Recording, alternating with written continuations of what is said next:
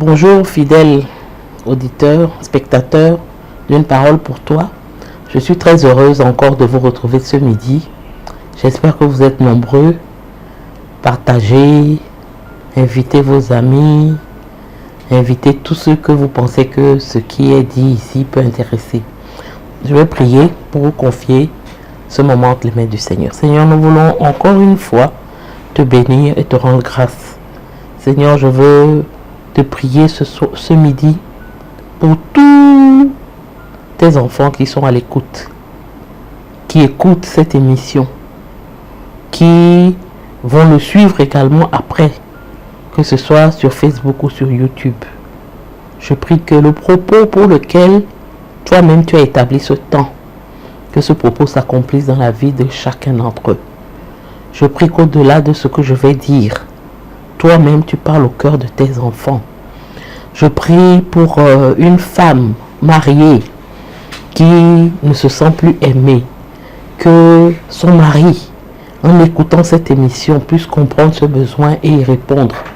Je prie également pour un homme qui lui aussi ne se sent plus aimé, que sa femme, en écoutant cette émission, puisse entendre le cri de cœur de sa femme et y répondre, de son mari, pardon, et y répondre. Que au terme de cette émission et je pense, 2 autres qui viennent, que tes enfants, chacun de tes enfants qui sont mariés, comprennent le besoin d'amour de leur conjoint et y répondent parfaitement. Béni sois-tu, Seigneur, pour ce que tu fais encore ce midi dans la vie des auditeurs, des spectateurs de cette émission. Au nom puissant de Jésus, j'ai prié. Amen. Donc, comme je l'ai dit la semaine dernière, nous allons débuter une autre série. Elle sera moins longue que celle sur combler les besoins conjugaux. C'est parler le langage d'amour de son conjoint. Vous vous rappelez qu'on a commencé cette série qui est le thème mieux se connaître pour mieux s'aimer, et on a passé en revue beaucoup de choses qui permettent à un couple marié, un mari et une femme, de mieux se connaître pour mieux s'aimer. Et pour terminer cette série, nous allons parler des langages de l'amour. Je crois que, en tout cas, je pense que beaucoup d'entre vous sont familiers à cette question. Si vous ne l'êtes pas, c'est le moment d'écouter et d'en tirer profit. Les langages de l'amour, c'est un concept, je dirais, qui a été développé par un homme qui s'appelle Gary Chapman, qui est un pasteur, un conseiller conjugal, et qui a beaucoup écrit sur les langages de l'amour. Et vous savez que c'est un concept qui ne s'applique pas uniquement au mariage, parce que ce n'est pas seulement dans le mariage qu'on aime. Il a parlé des langages d'amour de Dieu, les langages d'amour des parents pour leurs enfants. Donc c'est vraiment un concept assez vaste, mais aujourd'hui nous allons parler de ce concept dans le cadre du mariage. Si je veux schématiser, je dirais que en général, bon, voilà, quand on se marie, on s'aime. C'est l'amour qui fait battre le cœur. Ça commence souvent, ou bien de temps en temps par un coup de foudre, pas toujours, mais c'est cet amour qui fait ressortir des sentiments d'amour, de l'émotion. Et en règle générale, au bout de quelques temps, au bout de 6 mois, 1 an après le mariage, cet amour commence à diminuer, les émotions commencent à disparaître, et puis à un moment, si rien n'est fait, en tout cas, si rien n'est fait, j'espère que ce ne sera pas le cas chez vous, parce que tout ce qu'on a appris ces dernières semaines devrait permettre de ne pas en arriver là. Mais si rien n'est fait, au bout de quelques temps, 1 an, 2 ans, 3 ans, 4 ans, les conjoints vont finir par dire on ne s'aime plus. Et si ils font comme aujourd'hui beaucoup de gens, ils vont divorcer parce qu'ils ne s'aiment plus, et ils vont créer des dégâts dans la vie de leurs enfants, dans la vie de leurs conjoints, dans la vie dans leur vie de famille. Je voudrais faire une petite parenthèse parce que j'ai lu quelque chose ce matin qui m'a vraiment troublé. C'est un avocat qui raconte qu'il avait été avocat d'un homme qui a divorcé Et cet homme, lorsqu'il a divorcé, la garde de son enfant a été remise à sa femme et la femme a disparu de sa vie. Il n'a plus jamais eu de contact avec cet enfant jusqu'à ce qu'à un moment, il apprenne que la mère a été dépossédée de la garde, donc l'enfant lui revient. Et cet enfant vient dans sa nouvelle famille parce qu'il s'est remarié, il a eu des enfants. Cet enfant vient dans cette nouvelle famille et cet enfant vient avec une haine que lui a inculquée sa maman en lui disant que son père ne payait pas la pension alimentaire pour s'occuper de lui, alors que le monsieur avait continué régulièrement à payer la pension alimentaire. Donc cet enfant vient dans sa nouvelle famille avec son père, sa belle-mère et ses enfants avec une haine. Et pour finir, il a un matin jeté son petit frère du 14e étage et l'enfant est mort. Et il n'a rien dit au début. C'est après qu'il est venu avouer à son père que c'est lui qui a tué l'enfant parce que il ne s'était pas occupé de lui.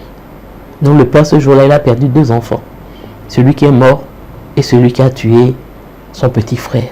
Vous voyez ce que peut causer, quels dégâts peut causer le divorce. Donc je répète, ce n'est pas quelque chose qu'il faut envisager à la légère. C'est pour ça que c'est très important de faire en sorte que l'amour que l'on a l'un pour l'autre, cet amour-là puisse résister au temps.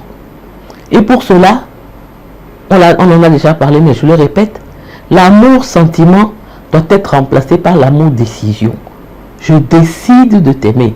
Je prends la décision de t'aimer. Et à ce moment-là, il s'agit d'un amour authentique, durable. Un amour qui répond aux besoins affectifs du conjoint. Et c'est cet amour-là dont nous allons parler ce midi. Parce que ce n'est pas des sentiments, ce n'est pas des émotions. Je décide de t'aimer. Comme je décide de t'aimer, je vais apprendre le langage dans lequel tu comprends mieux ce que c'est que l'amour. Et c'est très important de comprendre effectivement cette question de langage d'amour. Gary Chapman dit qu'il y a 5 langages de l'amour. C'est-à-dire qu'il y a 5 façons de montrer à quelqu'un qu'on l'aime. Mais, vous vous rappelez quand on a parlé des besoins conjugaux, l'image qui a été donnée, c'est que chacun d'entre nous a une banque d'amour. Et lorsque, à chaque fois que les besoins que l'on a, en tant qu'homme ou en tant que femme, que ces besoins sont comblés, c'est comme si le conjoint mettait de l'argent dans notre banque d'amour. Gary Chapman lui dit, c'est comme si chacun d'entre nous avait un réservoir émotionnel, affectif, invisible. C'est un réservoir qui est invisible.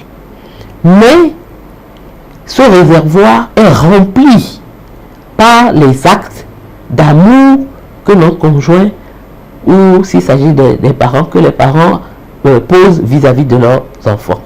Mais là, à chaque fois que notre conjoint répond à notre besoin d'amour en parlant le ou les langages que nous comprenons le mieux, il remplit notre réservoir émotionnel. Et donc, on se retrouve avec des gens, des hommes et des femmes dans le couple qui ont soit leur réservoir qui est complètement vide, donc ils sont sur le point de casser le moteur. C'est l'image des réservoirs d'essence, des réservoirs d'huile, si vous voulez, pour le moteur. Et donc, lorsque le réservoir est vide, il va y avoir quelque chose, il va arriver quelque chose à la voiture. Quand il manque de l'huile, c'est coulé, on coule la bière. Quand il manque d'essence, la voiture s'arrête. Donc il y a des hommes et des femmes qui ont des réservoirs vides, complètement à sec. Il y a des hommes et des femmes qui ont des réservoirs à moitié vides. Et puis il y a des hommes et des femmes dont le réservoir est plein parce que leur conjoint a trouvé le moyen de pouvoir remplir complètement leurs besoins. Donc l'objectif d'apprendre à parler le langage d'amour de sa femme ou de son mari, c'est de faire en sorte que ce réservoir soit toujours plein. On ne peut pas faire marcher un mariage avec un réservoir vide. En le faisant, on fait la même chose que ce qu'on fait en faisant rouler une voiture avec un réservoir d'huile vide. On va couler la bielle, comme je l'ai déjà dit. Et c'est dangereux, ça cause d'énormes dégâts. Donc, ce midi, je ne sais pas dans quelle situation tu te trouves. Est-ce que ton réservoir est vide? Est-ce que ton réservoir est à moitié vide? Est-ce que ton réservoir est plein? En tant que mari et femme, j'espère que ton conjoint est à l'écoute et qu'il va remplir et va faire tout ce qu'il faut pour que ce réservoir se remplisse. Parce que il faut que l'amour renaisse pour que vous puissiez tenir dans la durée, pour que vous puissiez rester ensemble jusqu'à ce que l'un parte, ou jusqu'à ce que Jésus revienne, ou jusqu'à ce que vous partiez tous les deux. Donc, je vais parler aujourd'hui du premier langage. Je vais citer les 5 d'abord, et puis aujourd'hui, je vais parler du premier langage. Les 5 langages principaux, c'est des langages principaux, et comme ce sont des langages, il y a, je dirais, des dialectes, il y a des subtilités. C'est vrai que quand vous prenez une langue, le français par exemple, c'est le français, mais il y a le français ivoirien, il y a le français québécois, donc il y a quelques subtilités, il y a quelques dialectes qui existent dans chaque langage principal. Mais les principaux langages, il y en a 5. Il y a le langage des paroles valorisantes, c'est ce que nous allons voir aujourd'hui. Il y a le langage des moments de qualité, il y a le langage des cadeaux, il y a le langage des services rendus, et puis il y a le langage du toucher physique. C'est les 5 principaux langages de l'amour. Ce qu'il faut savoir aussi avant qu'on ne commence avec le langage des paroles valorisantes, c'est que ce qui se passe en règle générale, c'est que un mari et une femme n'ont jamais le même langage d'amour. Mais comme on ne comprend pas que notre langage d'amour n'est pas le langage de l'autre, la tendance naturelle qu'on a, c'est de parler à l'autre son langage d'amour. Notre langage d'amour. Donc, par exemple, moi, mon langage d'amour, ce sont les cadeaux. Le langage d'amour de mon mari, c'était le toucher physique. Moi, je n'aime pas, je ne suis pas tactile du tout. C'est pas quelque chose qui m'est naturel. Mais c'est ce que moi, mon mari comprenait. Mais quand moi, je veux lui exprimer mon amour, je lui fais des cadeaux. C'est le langage que moi, je maîtrise. C'est moi, mon langage d'amour. C'est comme si un Chinois et puis un Français se rencontrent. Si le Français ne sait pas parler un peu anglais et le Chinois ne sait pas parler un peu anglais, ils ne vont jamais se comprendre. Pire encore, si le Chinois, c'est Chinois seulement il parle, le Français, c'est Français seulement il parle, ils ne vont jamais se comprendre. Parce que le Chinois va parler chinois, le Français va parler français. Ils ne se comprennent pas. C'est ce qui se passe dans le couple. Moi, je parle le langage de l'amour, mon mari parle le langage du toucher physique. Je parle le langage des moments de qualité, mon mari parle le langage des paroles valorisantes. Donc lui, il va me dire des paroles valorisantes, mais comme ce n'est pas mon langage, ça ne va pas vraiment me toucher. Et je vous assure, la force de cette question-là est telle que, même si, c'est-à-dire, moi, mon mari, quand je lui faisais des cadeaux, bon, c'est vrai, tout le monde est content de recevoir des cadeaux. Mais l'effet que les cadeaux font sur moi par rapport à mon sentiment d'être aimé, ce n'est pas le même effet que cela produit sur lui. Et au début, je ne comprenais pas. À son anniversaire, je fais cadeau. Comme ça, pour rien, je fais cadeau. Mais lui, mon anniversaire, il ne va pas me faire cadeau. Il ne va pas me donner quoi que ce soit. Et moi, je me dis, mais s'il m'aimait, il allait me donner des cadeaux. Mais lui, sa manière de me montrer qu'il m'aime, c'est de me prendre par la main, toucher mes cheveux, mettre ses bras autour de mon cou, m'attraper devant tout le monde. Mais moi, pour moi, ça, c'est pas de l'amour. Et surtout que je suis une femme. En général, les femmes, elles interprètent toutes ces marques d'affection physique comme étant des tentatives d'avoir des rapports sexuels avec elles. Donc, vous voyez que cette incompréhension fait que le réservoir de l'autre peut être vide. C'est pas parce qu'on est de mauvaise foi. C'est pas parce que on ne l'aime pas. Mais la manière dont on lui exprime l'amour, c'est pas la manière qu'il comprend.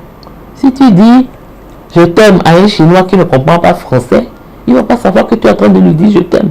De la même manière, si un Chinois dit à son mari français je t'aime en chinois et qu'il ne comprend pas, il ne va pas savoir que tu es en train de lui dire je t'aime. Et c'est ce qui se passe exactement avec cette histoire de langage d'amour.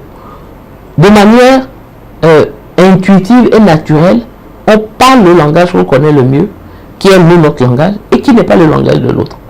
Et lui aussi, de manière intuitive, il parle le langage qu'il connaît le mieux, qui est son langage, mais qui n'est pas notre langage. Ce qui fait que on peut se retrouver avec deux personnes, un homme et une femme qui s'aiment, mais dont le réservoir est vide parce qu'aucun ne remplit le réservoir de l'autre avec les langages qu'il comprend. Donc c'est important. C'est vrai que avec une certaine maturité, on peut accepter toutes les manières d'exprimer l'amour. Mais cela demande d'abord une certaine... Parce que quand ton réservoir est vide, il n'y a pas question de maturité. C'est-à-dire, il faut déjà que ton réservoir soit un peu rempli quand même avec ce que tu connais le mieux, ce que tu comprends le mieux, pour qu'après tu puisses dire, bon, peut-être il ne m'a pas donné de cadeau, mais il m'a embrassé, il m'a serré dans ses bras, et aussi parce qu'on se connaît. Je sais que c'est le langage de l'autre, donc quand il fait ça, c'est une manière pour lui de me montrer qu'il m'aime. Mais avant d'arriver à tout ce décodage-là, il est important de comprendre le langage de l'autre et de lui parler. Donc le premier langage que nous allons voir aujourd'hui, c'est le langage des paroles valorisantes. Au cours des 2 prochaines émissions, nous allons voir les 2 autres langages. Nous allons aller assez vite sur cette question-là pour boucler la série et début décembre, passer à autre chose. Donc, le premier langage, ce sont les paroles valorisantes. Là, il y a 2 versets de la Bible qui illustrent vraiment l'importance, l'impact de ce langage. Il y a d'abord Proverbe 18, 21 qui dit que le mot et la vie sont au pouvoir de la langue. Ça veut dire qu'avec nos paroles, nous pouvons donner la mort ou nous pouvons donner la vie. Et le deuxième verset se trouve dans Proverbe 12, le verset 25 qui dit « L'inquiétude dans le cœur de l'homme l'accable, mais une bonne parole le réjouit. » Ceux dont le langage d'amour, ce sont les paroles valorisantes, sont très sensibles à ce qu'ils entendent, à ce qu'on leur dit. Et on peut les désespérer juste avec des paroles. Et je voudrais, avant d'aller plus loin, faire aussi le parallèle avec tout ce qu'on a vu déjà. Donc imaginez une femme. D'abord parce qu'elle est femme, elle est très sensible aux paroles. Elle est très sensible à ce qu'on lui dit. C'est ce qu'on avait vu. Que les hommes sont sensibles à ce qu'ils voient, mais la femme est sensible à ce qu'on lui dit. C'est pour ça que quand le serpent est venu trouver Ève dans le jardin, il lui a dit des choses qui lui ont été agréables à l'oreille et qui l'ont amené à pécher. Donc les femmes sont très sensibles à ce qu'elles entendent. Donc imaginez une femme. D'abord parce qu'elle est femme, elle est sensible d'une manière générale à ce qu'elle entend. En plus, elle a comme langage d'amour les paroles valorisantes. Vous imaginez une telle femme, si elle tombe sur un homme qui a un tempérament colérique, parce que les colériques sont reconnus comme étant des gens qui parlent à tort et à travers et qui regrettent après et qui peuvent dire des choses très blessantes, et elle tombe sur un tel homme, vous imaginez, vous voyez un peu le cocktail, parce que quelqu'un dont le langage, et c'est ça, aimer par ce qu'elle entend, quand on la critique, quand on lui parle mal, elle ressent ça plus que quelqu'un dont ce n'est pas le langage. Donc, vous voyez toutes ces combinaisons là, c'est ça qui fait que un mari peut connaître sa femme, une femme peut connaître son mari, connaître son tempérament, connaître ses besoins conjugaux, connaître son langage d'amour, et en combinant tout ça, arriver véritablement à faire de leur union une union qui est heureuse. Donc, le langage, c'est juste quelqu'un qui est sensible aux paroles valorisantes, c'est quelqu'un qui est sensible aux compliments, aux mots d'appréciation. Et ce sont des choses simples, des paroles toutes simples. Comme je l'ai dit, quand j'ai parlé des besoins de dialogue de la femme, il ne s'agit pas de lui mentir. Il ne s'agit pas de lui dire ce qu'elle n'est pas.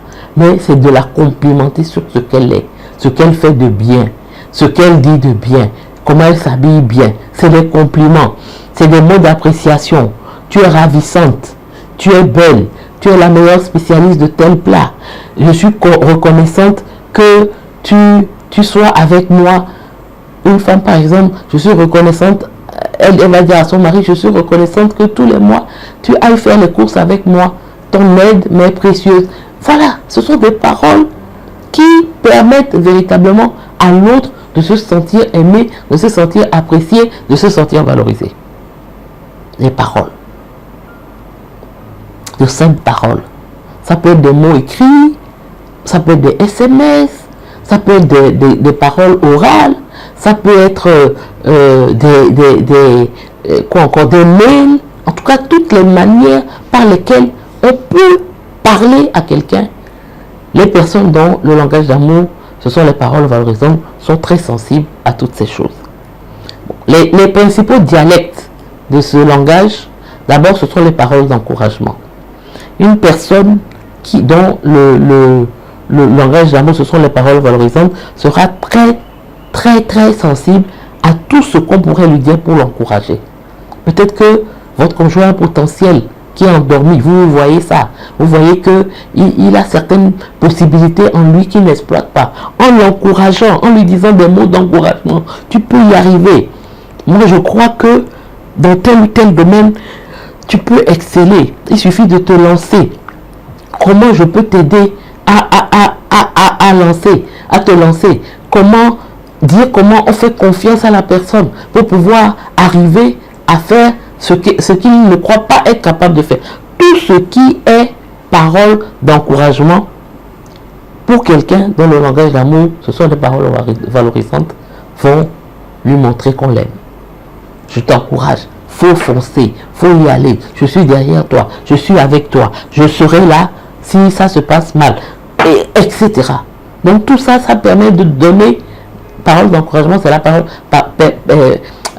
qui va te permettre d'avoir du courage pour entreprendre quelque chose dont tu n'étais pas capable, parce que la personne qui t'aime te dit tu es capable de le faire. C'est très important.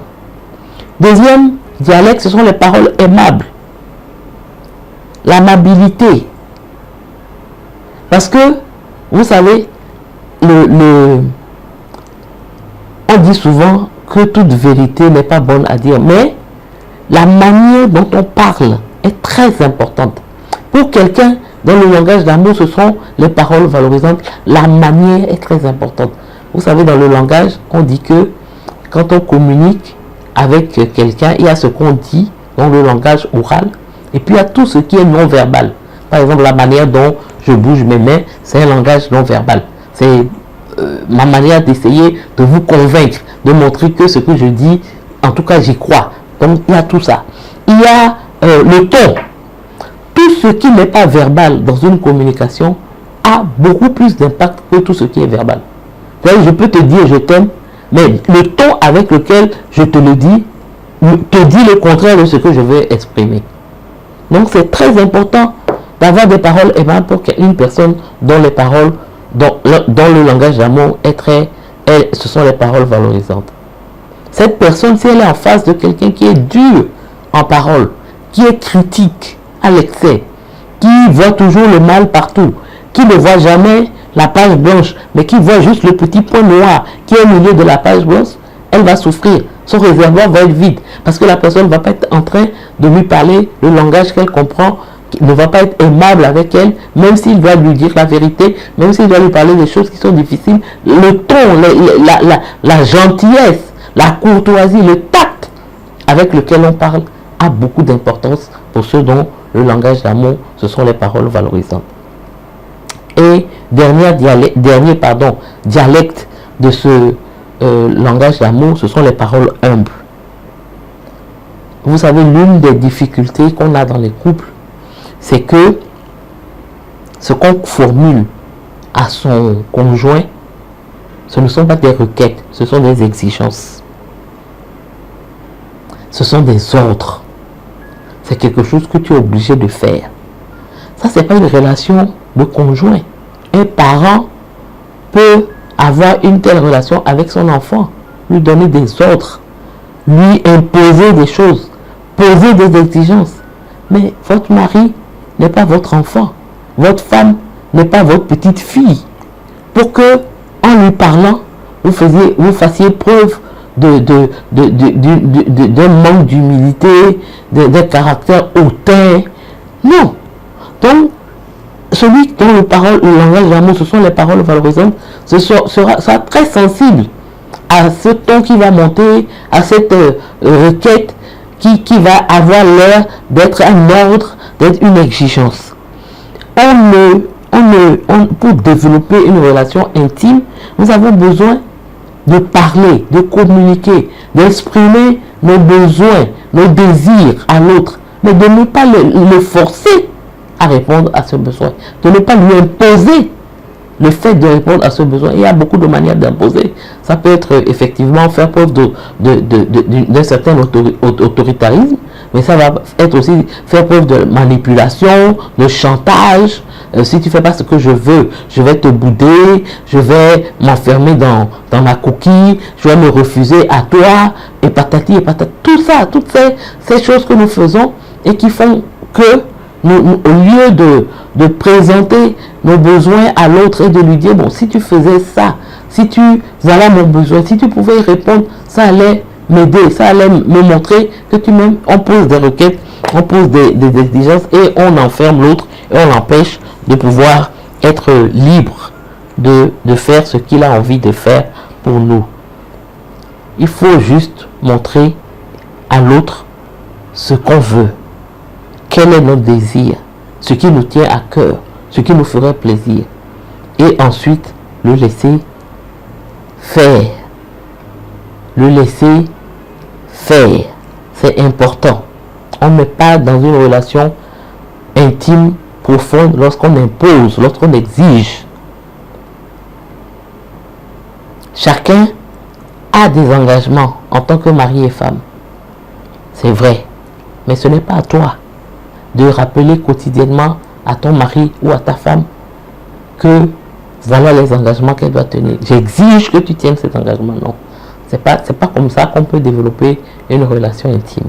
C'est en disant voilà mon besoin, voilà mon désir, voilà ce que j'attends de toi, voilà ce que tu fais qui me fait mal. Si tu pouvais faire autrement, ça allait me faire du bien, ça allait me soulager. Donc c'est ce qu'on appelle les paroles humbles. Donc quelqu'un dont les paroles valorisantes sont le langage d'amour va être très sensible à votre humilité, à votre compréhension, à votre gentillesse, à votre amabilité, à vos encouragements, à votre manière de verbaliser votre amour pour elle. Les femmes déjà, comme je l'ai dit, elles ont ce besoin d'entendre leur mari leur dire je t'aime par exemple, d'entendre leur mari leur dire qu'elles sont le centre de leur vie, d'entendre leur mari dialoguer avec elles dans un dialogue profond, dans un dialogue intime. Mais en plus, imaginez une femme qui a ce langage de paroles valorisantes. Et si elle tombe sur un homme qui ne répond pas à ses besoins, c'est sûr que son réservoir affectif, son réservoir d'amour sera vide. Et cela n'est pas intéressant. Parce que à partir du moment où l'amour en tant qu'émotion commence à disparaître, on a besoin de prendre la décision d'aimer l'autre et de faire ce qu'il faut pour que l'autre se sente aimé. Donc c'est important de parler le langage que l'autre comprend. Pour terminer, je voudrais encourager ceux dont le langage d'amour, ce sont les paroles valorisantes. Ne faites pas comme nous les femmes nous faisons souvent en nous disant que l'autre doit deviner ce qu'on veut. L'autre doit deviner ce qui nous rend heureux. L'autre doit deviner la manière dont on doit faire pour qu'il se sente aimé. Non. Si c'est ton langage, les paroles valorisantes, et que tu écoutes cette émission, je te prie, après de t'asseoir avec ton mari, de t'asseoir avec ta femme et lui dire, tu sais, ce qu'on a dit là, c'est moi. Mais voilà comment je veux que tu te comportes avec moi. Voilà les phrases que je veux entendre. Voilà les paroles que je souhaite entendre chaque jour. Voilà la manière dont je souhaite que tu t'exprimes. Voilà. Si quand tu parles de telle manière, ça ne me fait pas du bien parce que ça me rabaisse, ça me dévalorise. Quand tu agis de telle ou telle manière, en prononçant des paroles dans la colère ou en me critiquant trop, voilà ce que cela produit sur moi. Donc, comme mon langage, ce sont les paroles, je voudrais que tu apprennes à me parler ce langage. Moi, personnellement, je trouve que c'est le langage le plus facile à parler. Le langage de paroles valorisantes. Parce que il y a tellement de choses à dire à la personne qu'on aime. Et puis il y a tellement de manières de le dire. Pour certains, ouvrir la bouche pour dire ça peut être difficile. Mais il y a des mots. Écrire. Aujourd'hui, envoyer un SMS. Envoyer un WhatsApp. Pour dire, voilà ce que j'apprécie chez toi. Voilà ce que j'aime chez toi. Laisser des petits mots sur des post-it, sous son oreiller, sur sa coiffeuse. Il y a beaucoup de choses, beaucoup de manières de parler le langage des paroles valorisantes. Donc, je voudrais vous encourager, vous les maris ou vous les femmes qui êtes à l'écoute et dont le langage d'amour de votre femme, ce sont les paroles valorisantes. Je vous encourage vraiment à parler ce langage à votre femme ou à votre mari. Avant de terminer, c'est vrai que je vous ai dit que les 2 prochaines semaines, nous allons parler des 2 langages, des 4 langages qui restent, donc à savoir les cadeaux, les moments de qualité, le toucher physique et puis les services rendus. Mais avant de terminer aujourd'hui, je voudrais déjà aider ceux qui peut-être ne connaissent pas leur langage d'amour. Vous allez me dire comment puis-je savoir lequel de ces langages est le mien. Il y a des manières intuitives de le connaître, mais aussi si vous allez sur Google, vous tapez test langage de l'amour, vous allez trouver des tests qui vont vous aider à identifier votre langage. Mais maintenant, si les méthodes intuitives, il faut vous poser cette question, par exemple. Dans ce que mon conjoint fait ou ce qu'il ne fait pas, qu'est-ce qui me blesse le plus? En vous posant cette question, vous allez savoir identifier tout à fait, tout de suite, leur langage d'amour. Votre langage d'amour, pardon. Si le fait que vous aimez, comme moi, les cadeaux, et que votre anniversaire peut passer sans que votre conjoint ne vous donne un cadeau, et que cela vous fait mal, vous savez automatiquement que c'est ça votre langage d'amour. Je raconte toujours l'histoire à ceux à qui je parle. Mon mari, les cadeaux, c'est pas son langage. Donc, comme lui, il ne me donnait pas de cadeau, par exemple, à mon anniversaire, je me fâchais, je boudais. Un jour, j'ai décidé que lui, le jour de son anniversaire, là, je ne vais rien faire. Je ne vais même pas lui souhaiter son anniversaire. Et puis, j'ai fait. Du matin jusqu'au soir, le monsieur là, lui-même, il ne s'est pas rendu compte que c'était son anniversaire. Il ne s'est même pas rendu compte que quelqu'un ne lui avait pas souhaité. Il ne s'est même pas rendu compte que quelqu'un ne lui avait pas donné de cadeau. Mais quand j'ai vu ça, je me suis dit, effectivement, il y a plus de raisons que moi je me fâche. Si moi je ne peux jamais oublier mon anniversaire.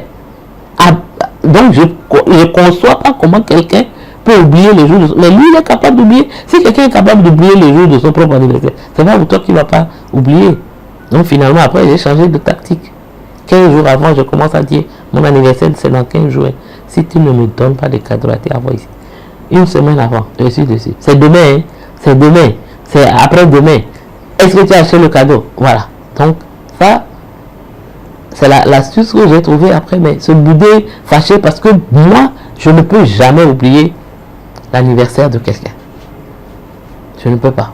Parce que c'est important pour moi de reconnaître ce jour-là. Enfin, de quelqu'un qui m'est cher, qui m'est proche. Donc, qu'est-ce que votre mari fait ou omet de faire qui vous blesse, qui vous fait mal? C'est ça qui va vous permettre de dire, ah, ça c'est mon langage d'amour. Qu'est-ce que vous avez demandé le plus à votre conjoint? Vous avez réclamé. Vous lui dites, il faut que tu me parles. Il faut que tu me rendes service. Il faut que tu me fasses sortir. J'ai besoin de passer du temps avec toi. Donc, en disant tout ce que vous demandez dans vos demandes, vos requêtes, qu'est-ce qui revient le plus souvent? C'est ça qui va vous permettre de savoir que c'est ce que vous demandez là, c'est ce qui vous donne le plus le sentiment d'être aimé. Et puis, troisième élément, c'est comment vous exprimez votre amour à votre conjoint. Et ça aussi, ça vous permet de savoir quel est votre langage de l'amour. Parce qu'en règle générale, comme je l'ai dit, c'est le langage qu'on maîtrise le mieux. C'est un peu comme ton langage d'amour, c'est un peu comme ta langue maternelle. Donc, comme tu parles à perfection ta langue maternelle, tu as tendance tout de suite à parler cette langue maternelle à ton conjoint également. Donc, voilà les trois façons d'identifier. Un, ce que ton conjoint fait ou omet de faire qui te fait du mal. Qu'est-ce que tu réclames le plus souvent? Qu'est-ce que tu demandes le plus souvent? Quelles sont les requêtes que tu formules qui reviennent le plus souvent? Et troisième, comment toi-même tu exprimes ton amour à l'autre? Ça va te permettre d'identifier ton langage d'amour. Bon, il y a certaines personnes qui, comme on parle de langage, qui sont bilingues et qui parlent parfaitement deux langues. Ça peut arriver. Mais en règle générale, on a un premier et puis un deuxième. Mais le premier est vraiment le langage principal. Donc, mais il y a des gens qui sont bilingues et qui peuvent parfaitement parler les paroles valorisantes et les services rendus, par exemple. Et ils sont à l'aise dans les deux cas. Mais il y a deux types de personnes qui vont avoir du mal à identifier leur langage de l'amour. Le premier type, c'est ceux dont le réservoir émotionnel est plein depuis longtemps. C'est-à-dire que si ton conjoint te manifeste son amour de toutes les façons qui sont là, tu ne sauras plus quel est ton langage principal. Parce que le langage qui t'est le plus... enfin, ton langage principal, ton conjoint le parle. Donc ton réservoir est plein. Il peut-être même il parle tous les autres langages. Donc ton réservoir est plein. Donc finalement, tu ne sais plus quel est ton langage parce que tu n'as pas de manque. Donc ça peut être le premier cas, ceux dont le réservoir est plein. Ou alors, à l'inverse, ceux dont le réservoir est vide depuis longtemps, ils ne peuvent plus aussi savoir quel est leur langage. À ce moment-là, il faut peut-être remonter au début, pendant les fiançailles. Qu'est-ce que votre mari, votre fiancé ou votre mari au début du mariage faisait et qui vous donnait le sentiment d'être aimé? Parce que si votre réservoir est vide depuis longtemps, vous savez plus ce qui vous donne le sentiment d'aimer. Tellement vous avez demandé, vous avez attendu, vous n'avez rien vu, donc finalement vous vous êtes résigné. Donc voilà un peu ce que je voulais dire.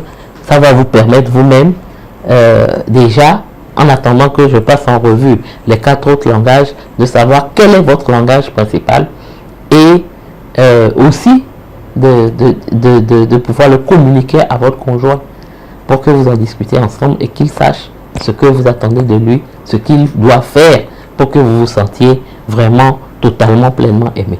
Donc je vais m'arrêter là pour ce midi et je vous donne rendez-vous à la semaine prochaine où nous allons voir le langage des cadeaux et le langage des moments de qualité. Je vais prier pour terminer. Seigneur, merci pour ta présence en ce jour. Merci pour tout ce que tu as permis à tes enfants d'entendre. Je prie que ce qu'ils ont entendu ne soit pas juste des paroles, ne soit pas juste quelque chose qu'ils entendent, mais qu'ils écoutent et qu'ils mettent en pratique. Qu'un mari qui se rend compte que le langage d'amour de sa femme, il ne le parle pas, puisse l'apprendre. Qu'une femme qui se rend compte également de cela, qu'elle apprenne. C'est vrai que ce n'est pas facile. L'apprentissage n'est pas toujours facile parce que la tendance qu'on a, c'est d'aimer l'autre comme on voudrait être aimé. Mais je prie que tu donnes à chacun d'aimer l'autre comme il voudrait être aimé, comme il se sent aimé. C'est ça qui va faire grandir et maintenir l'amour dans le couple afin que nos couples, nos foyers soient solides et soient épanouis. Béni sois-tu, Seigneur, parce que c'est ce que tu veux et c'est également notre volonté. Tu donnes à tous ceux qui ont écouté et qui sont peut-être au bord de la rupture parce que leur réservoir est vide, aussi bien le mari que la femme, que cela puisse être un déclic, quelque chose qui va les aider à pouvoir ressouder les choses, à pouvoir s'aimer véritablement, prendre la décision de s'aimer et le montrer à l'autre. Béni sois-tu, Seigneur, au nom de Jésus j'ai prié. Amen. Donc je vous donne rendez-vous mercredi prochain pour poursuivre sur notre lancée. Que le Seigneur vous bénisse et à mercredi.